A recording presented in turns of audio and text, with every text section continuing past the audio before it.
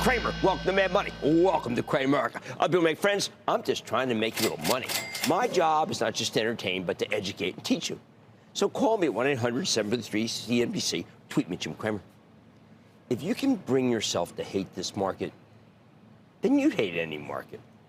That's how I feel after looking at some of today's top performers. In an otherwise strong session where the Dow gained 404 points, S&P climbed 0.8%, closing a smidge below its high, and the Nasdaq jumped 0.97%, all helped by a statement out of the White House that said the upcoming July 9 trade deadline wasn't critical. Good news, because we have only seen one deal so far with the UK, and we're getting more than a tad nervous about what would happen 2 weeks from now. For much of the tremendous run over the past decade, critics love to point out that most of our gains were coming from a small cadre of tech stocks. First, it was FANG, Facebook, Amazon, Netflix, and Google. Then it became the Magnificent Seven: Alphabet, Amazon, Apple, Meta, Microsoft, Nvidia, and Tesla.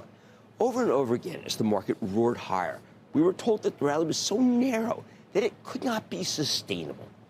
You couldn't have a handful of companies that were worth trillions of dollars, then hundreds of stocks in the tens of billions, but nowhere near the valuation of these tech titans. Made no sense. They told us it was only a matter of time before these false idols would be smashed and your gains would go up in smoke. I get that view. I've heard it all my life. There was a time I even believed in it. But if you're actually in the market every day from scratch, trying to notice what doesn't work, what can get you hurt, what can keep you out of tremendous gains, then you know there's another way this situation can play out. Sure, narrow rallies can collapse in on themselves. That can happen. Or, you know what they can also do? They can broaden out. And then the market keeps chugging higher and higher, chugging higher and higher without the sages who told me to get out. See, I learned this lesson way back in 1988. I know, a long time ago.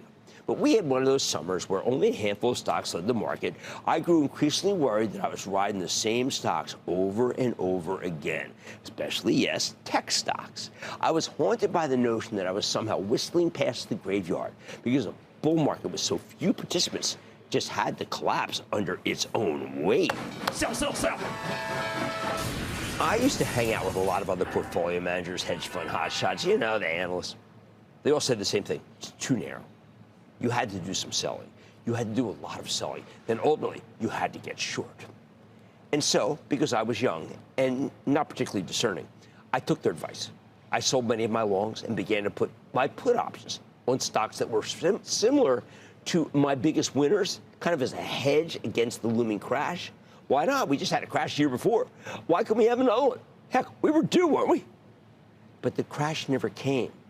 Instead, a narrow summer rally developed into a wider fall upswing and then turned into a full-bore, multiple sector stampede. Fortunately, I was able to sell the put options, but many of the stocks I'd hedged went up, and the stocks I'd shorted moved up too. That canceled out my upside. I finally got long enough, bought enough stocks in the early to late fall that when I stopped talking to other money managers and decided to take my own counsel, well, let's say I made a lot of money, and I never again let the breadth of a market drive me into a short stance. Instead, it was the opposite for me there going forward. I was always on the lookout for the kind of widening of leadership that can crush the shorts like the widening we had today, because I never wanted to get steamrolled by a runaway bull again. Right now, we have a runaway bull for certain. In fact, it's a bull jailbreak, for heaven's sakes. And the bovines are running rampant, trampling the bears who were possessed with the narrow nature of what brought us this high to begin with. They were staying short. They still are, probably.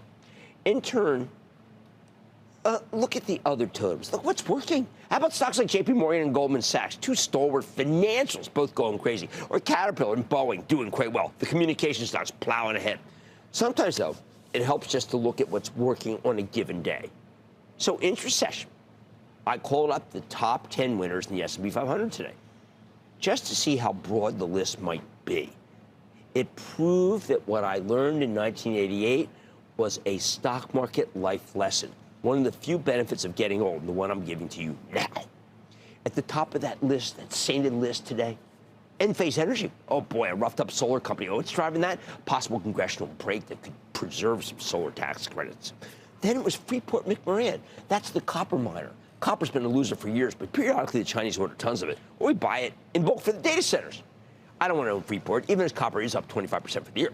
Freeport's a trading vehicle, and we don't do that around here. Sell. But it certainly demonstrates the diversity of this top 10 list. Next is Albemarle. This is a chemical company that produces lithium. I honestly don't know where this one's coming from. We haven't suddenly seen a surge in electric vehicle sales that I've seen, or any tax credits in the congressional bill. It's broadening out mystery. Could be happening. Then we've got McCormick, the spice company. This one's a shocker because most of the food stocks have been left for dead. Turns out some parts of the food industry are getting it right, and their stocks are going up.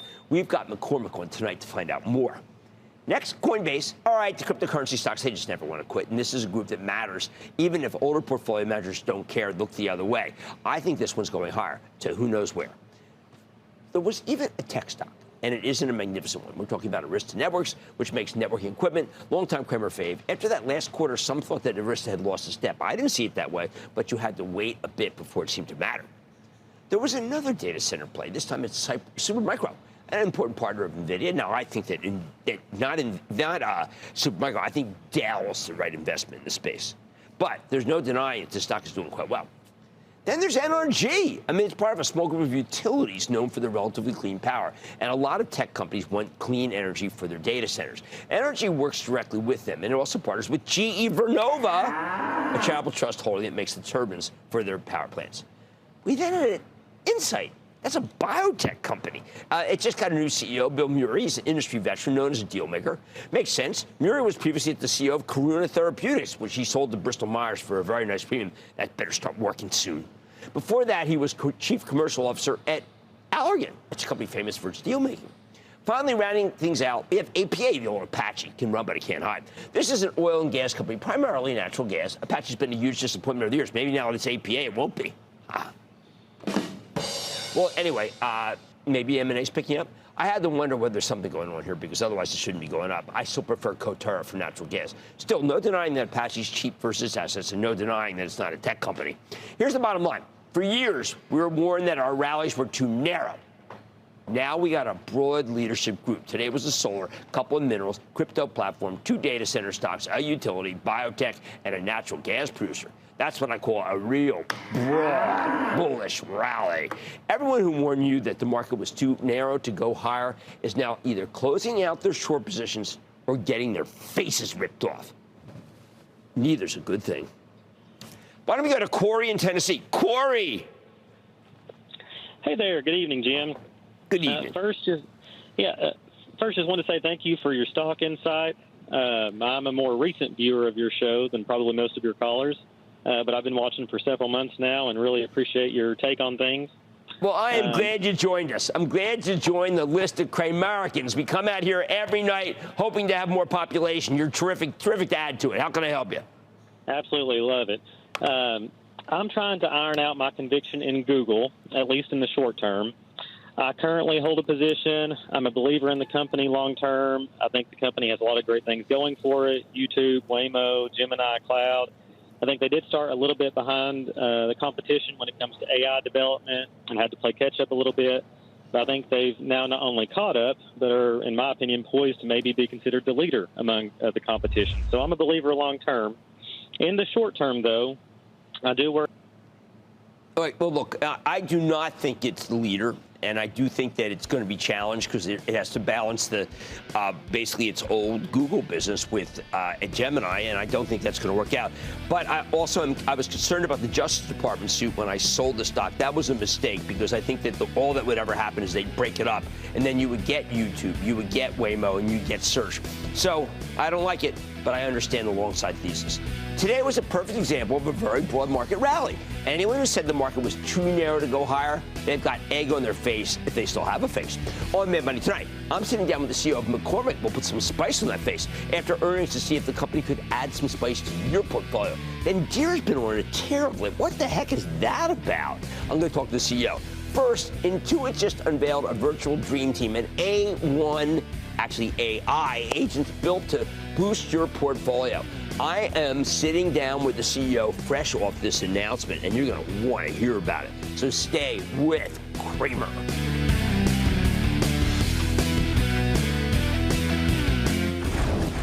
Don't miss a second of Mad Money. Follow @Jim Cramer on X. Have a question? Tweet Cramer. #MadMentions. Send Jim an email to madmoney@cnbc.com or give us a call at 1-800-743-CNBC. Miss something? Head to madmoney.cnbc.com.